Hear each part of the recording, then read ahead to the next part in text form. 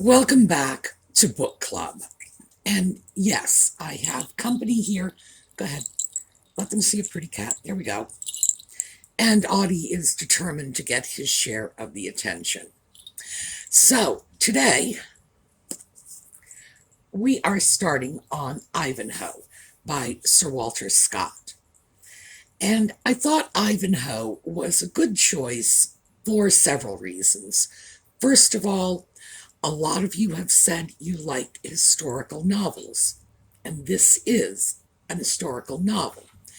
It was published in 1819, but it takes place, the action is set late in the 12th century. So, we've been looking at that over on Wordy Wednesday, and so I thought it would be rather appropriate to take a look at the modern emergence of Anglo-Saxonism, and that is largely due to Sir Walter Scott, along with a host of other things, all coming from Ivanhoe that I bet you didn't know about. So, when we come back, we'll get started.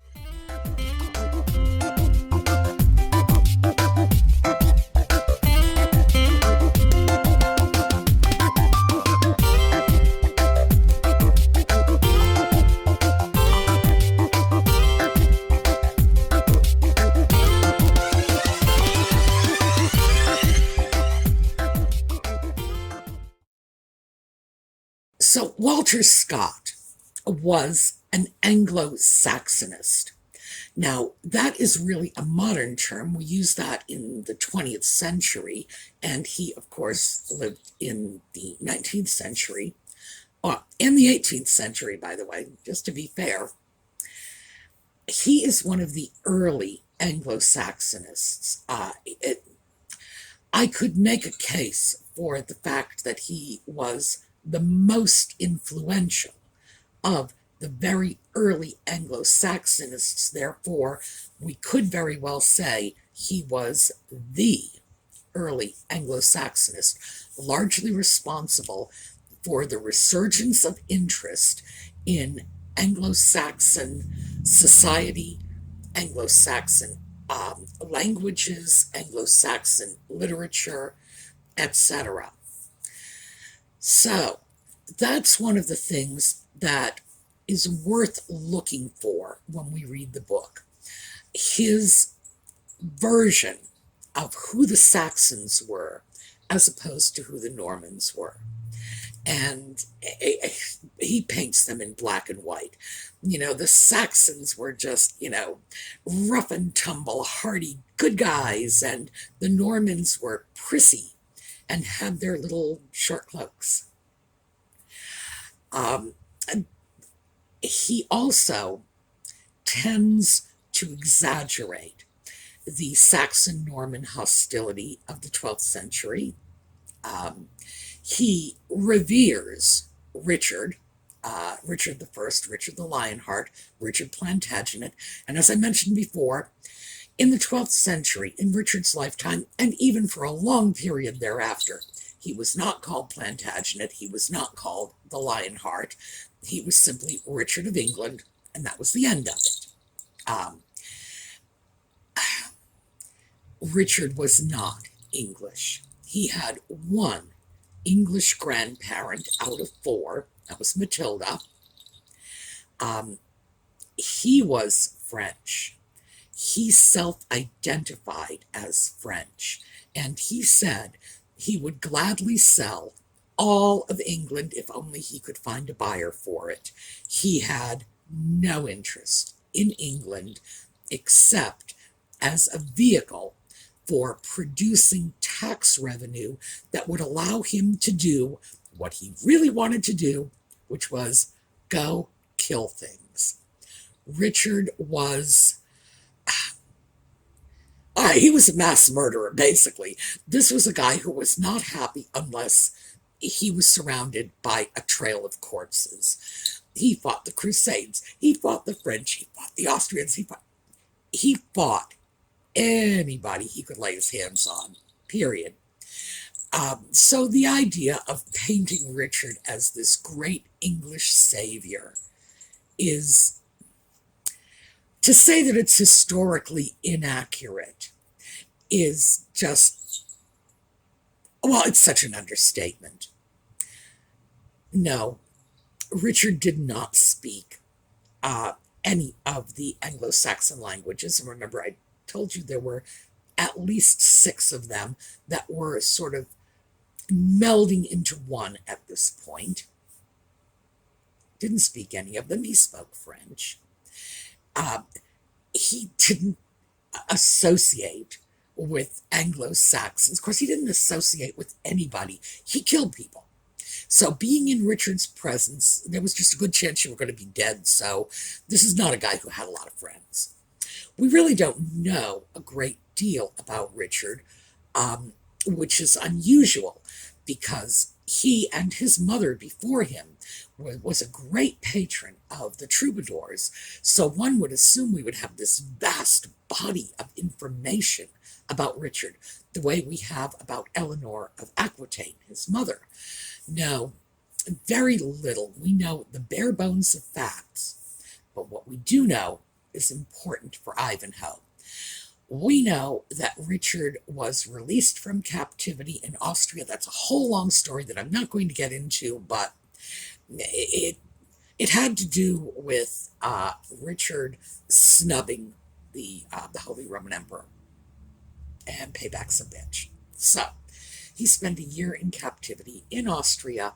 He was released in February of 1194. He was in London in early March 1194 for his second coronation to sort of celebrate his release from captivity. The only time that this novel could have taken place, therefore, would have been that period from early February to early March of 1194, because it's set between Richard's release from captivity and the time when he presented himself in London. So, the one little fact we do know about Richard does play into Ivanhoe, but we also know that they were not jousting in England in February out in public. That jousting was a summer sport, as one can readily imagine. So there are a lot of historical inaccuracies, but Richard is among my favorites because this is just, it's just a complete mess of that history. But some things are. And let's just skip over, because I mentioned before that we had 2 very strong portrayals of Jewish characters in this novel. Isaac of York, it's a very negative portrayal, not unlike the one we had seen earlier at the hands of Shakespeare when he wrote of the moneylender Shylock. Isaac of York is just poured into the same dish, so to speak. But his daughter Rebecca, totally different story. One of the most positive depictions of Jews in Western literature. Up until that period, probably the most positive. And of course, it was a woman too, which also made it novel. But Rebecca was not a figment of Walter Scott's imagination. She was, in fact, a friend of his buddy in the U.S., Washington Irving. So who was this Rebecca? Well, her name was Rebecca Gratz. She was a Jewish woman born in Philadelphia in 1781, right after the Revolution. She was a staunch American patriot. She was well educated. She was an educator and a great philanthropist. She established many charities, including charities, not just charities that took care of widows and orphans, everybody did that, but women who had been abandoned by their husbands. And in the very early 1800s, that was extremely novel. If a woman had been abandoned by her husband, she was doubly victimized because society held that women were responsible for holding their marriages together. So if a man walked out on his wife, everybody got into this whole blame the victim thing, and it was sort of like, well, what did she do to drive him away? So she would have been impoverished. She may have had children to care for. She would have had no husband to support her. Or remember, she couldn't even transact business on her own. So she would have had no one to transact business for her. Doubly victimized. And Rebecca Gratz included abandoned women in her charities, which is, as I say, very novel because most people looked at them as having asked for what they got. So, the other thing, yes, let's deal with the other thing. Walter Scott not only describes his Rebecca as brilliant and kind and well educated and devout and pious and all these great things, but she was also a great beauty. So let's take a look at Rebecca Gratz.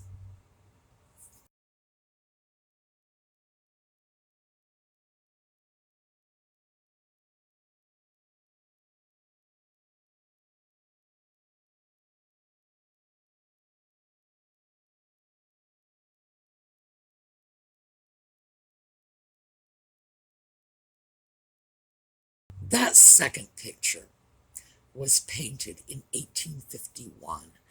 And remember, she was born in 1781, right after the Revolution. If you count on your fingers, you will realize she was 50 years old when that second picture was painted. So Rebecca was not just a great beauty. I mean, she was like the mother of all beauties. Um, it, she was an outstanding woman. She never married, by the way.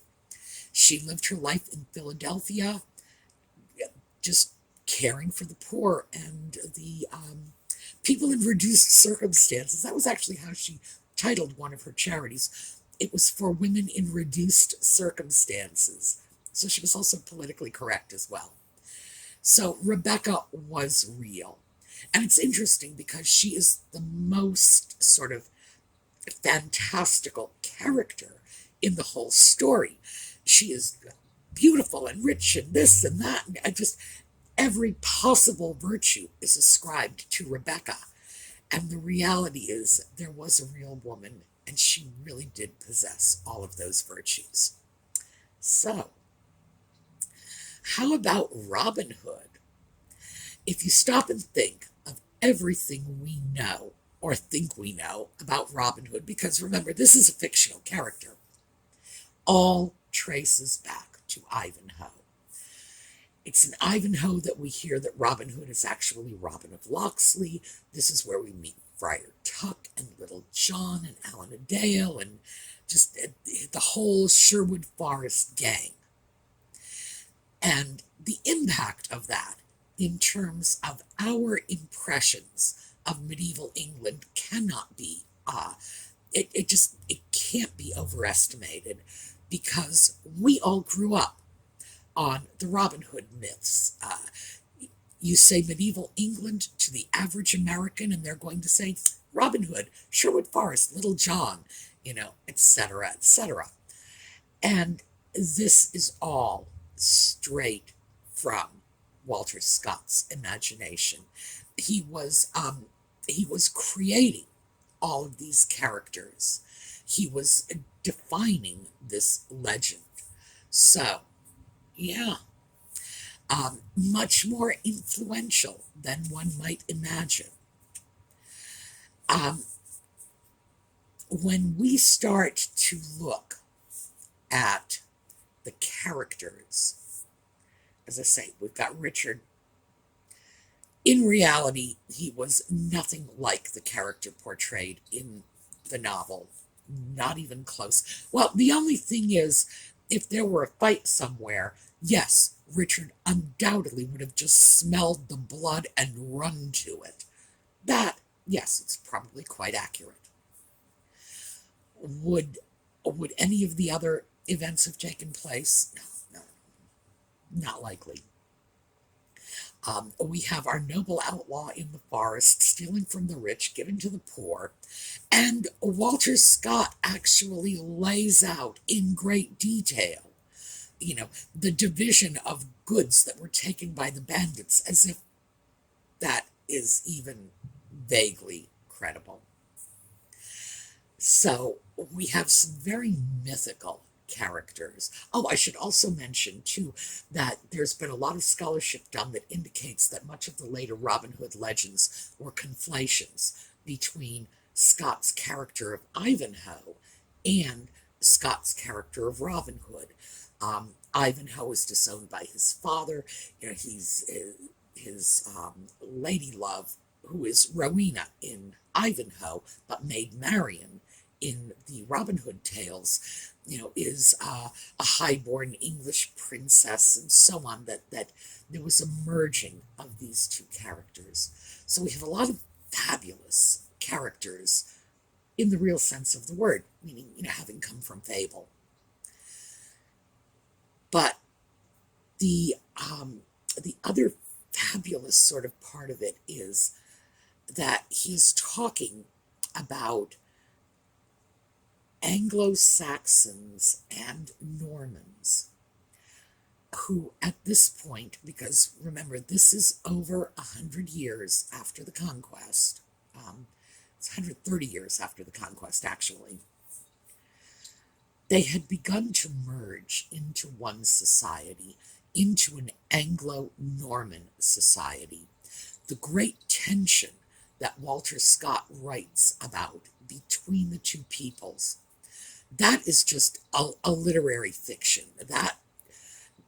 That's sort of the foundation of the underlying point of Ivanhoe, but it really cannot be established that this happened to any great extent at the times, that the Normans despised and abused the Saxons, that the Saxons hated the Normans, etc., etc. This seems to be mostly a literary invention. In general, the people of England, whether they were Norman or Saxon, were getting along well enough. They were intermarrying, and they were creating an Anglo-Norman country. He is, however, correct when he talks about the issues of the language. The French that was imposed on England, by the way, did not color the language as much as he would have you believe. The Norse, from the period of Danelaw and from the Viking incursions, had a much greater linguistic impact. But when he says they were creating an Anglo-Norse language, or Anglo-Norman, I'm sorry. Remember, my position is it's Anglo-Norse, so that was a Freudian slip, I guess. When he says they were creating an Anglo-Norman language, in a sense it's true, because something came out of this period that was a cohesive English people. Now, in later periods, particularly in the 20th century in Germany, not mentioning any names because, as I understand, YouTube will haul down your video if you do, so we're not getting into that. There were people who were very much into the assertion of the superiority of the Germanic peoples over others. This is not what Walter Scott was trying to do.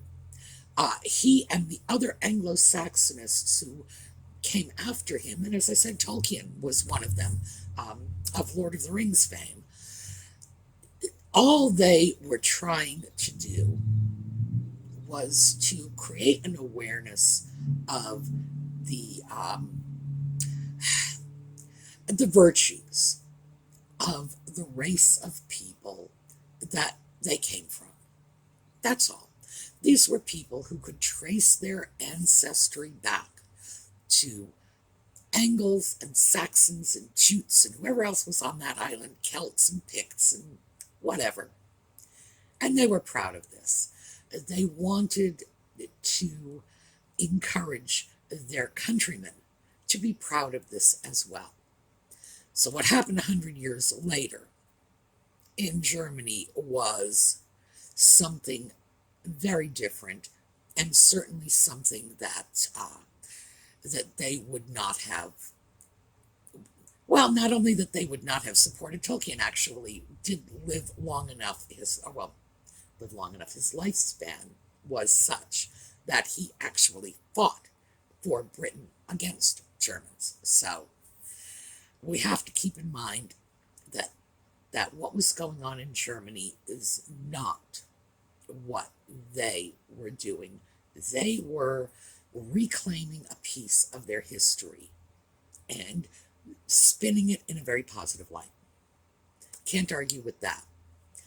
What was going on in mid-20th century in Germany was very different. But I'm sure you're wondering why I'm bringing this up.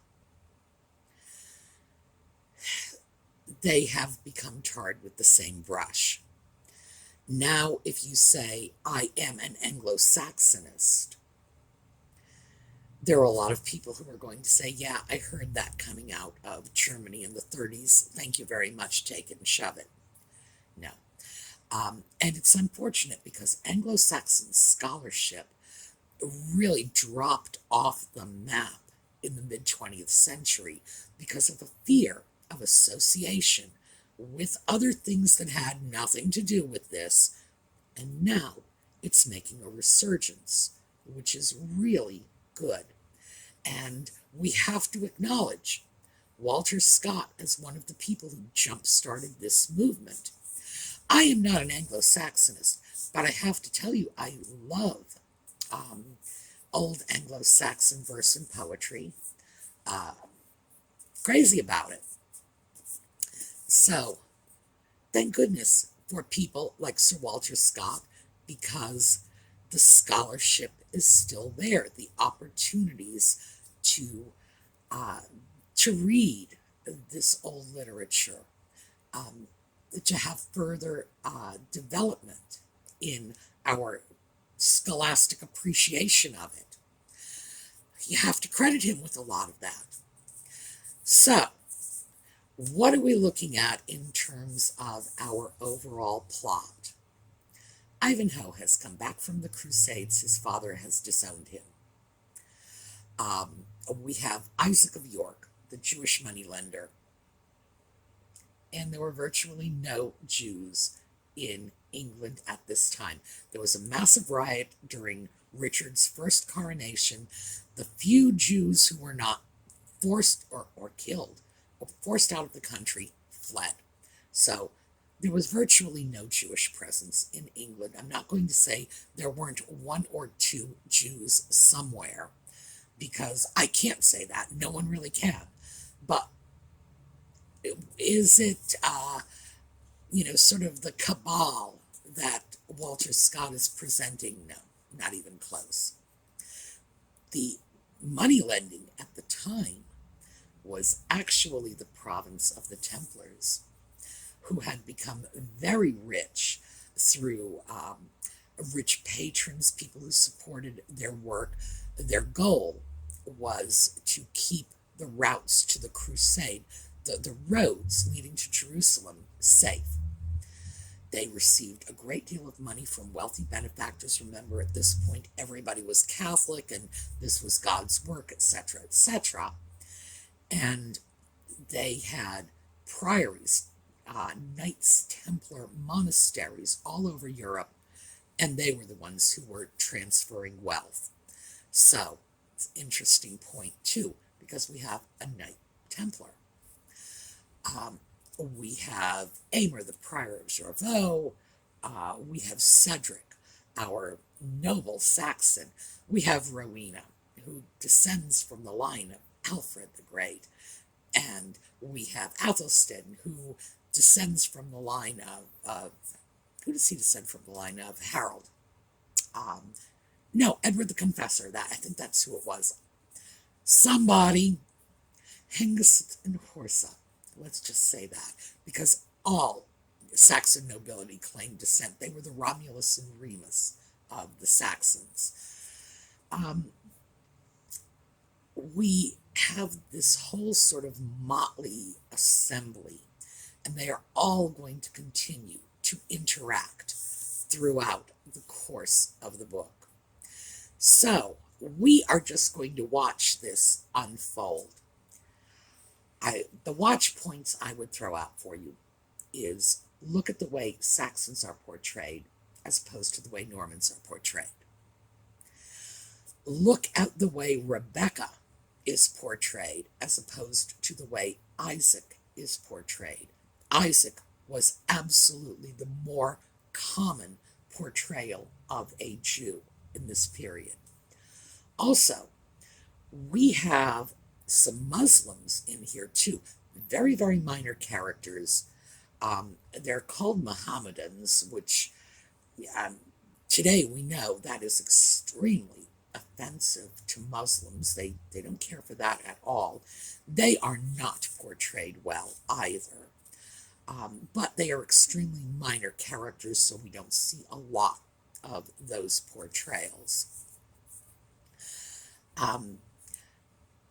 I find there's virtually no contrast or comparison between Rebecca and Rowena. It's two apples and oranges, because Rebecca is the heroine that transfers into the 21st century, whereas Rowena, who is painted up as this, British damsel, things don't go her way, she cries,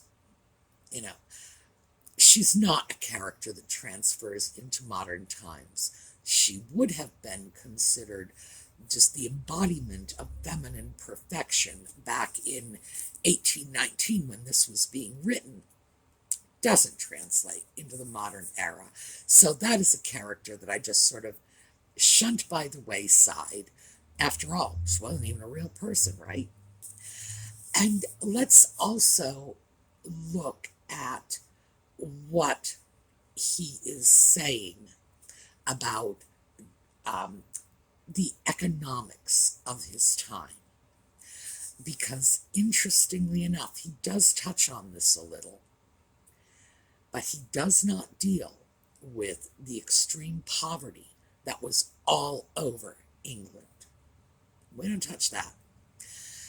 He does not deal with the extreme disparity of wealth, the distribution of wealth, small percentage with everything, huge masses without enough to eat.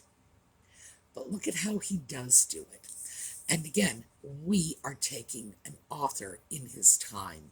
This is an early 19th century author who was himself financially comfortable, had servants. So we are seeing his point of view. All right, I will leave you with this. We will continue. I'm going to leave you a link in, it's going to be in the comments, because for some reason YouTube just blinks out all of the links I tried putting in the video notes. No idea what that's all about. I have yet to have a link successfully placed there. So it's going to be in the comments. This is from the Gutenberg project, so they actually copy out a book, which means you're going to get the illustrations, and this was a fairly nice copy. All right, we are going to take a look at some happy little critter pictures, and then I will see you all tomorrow.